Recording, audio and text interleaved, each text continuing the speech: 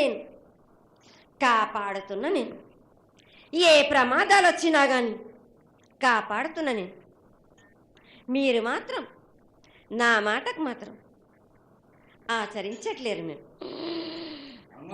అది మాత్రం మీరు నాకు ఆ గ్రహానికి ఇస్తుంది. ఆచరించకపోవడం అనేది ఏం లేదు తల్లి. ఎసురుబాటు లేక ప్రతిష్ట చేయలేకపోతున్నామే తప్ప చేయకూడదనేది ఇట్లా కాదు తల్లి. ఒకటి ఇద్దరు అడ్డుపుల్ల వేసినందువల్ల ప్రతిష్ట ఆగిపోయింది.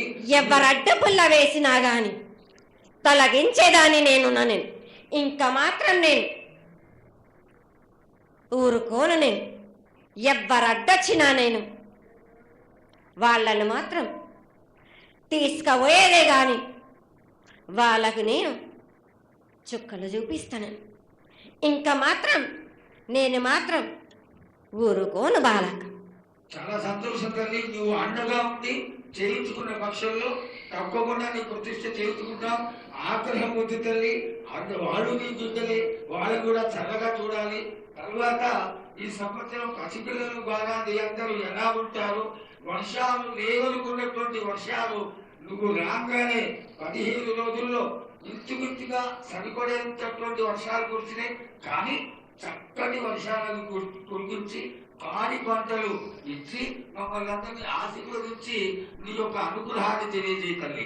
పాడి పంటలేగా దానికి సమానంగా ఉన్నది బాలకు. గత ఏడు చెప్పినాడు, ఈ ఏడు కూడా మీకు వర్షాలు మాత్రం కుంభ వర్షాలు ఉన్నాయి. జనాలు మట్టుకు జాగ్రత్తగా ఉండాలి. కొట్టుకుపోయే ప్రమాదం కూడా ఉన్నది. అగ్ని ప్రమాదాలు ఉన్నాయి. కుంభ వర్షాలు ఏడేడు కాదు, ఈ ఏడు భారీగా ఉన్నాయి. జనాలు మట్టుకు సగానికి సగం కొట్టుకుపోతూనే ఉంటారు. వాళ్ళకు ప్రాణ నష్టం కూడా జరుగుతుంది. అది జరగకుండా ఆపాల్సిన బాధ్యత నీదే కదా తల్లి. ఏడేడు కాదు వాళ్ళ, అది జరుగుతూనే ఉంటుంది.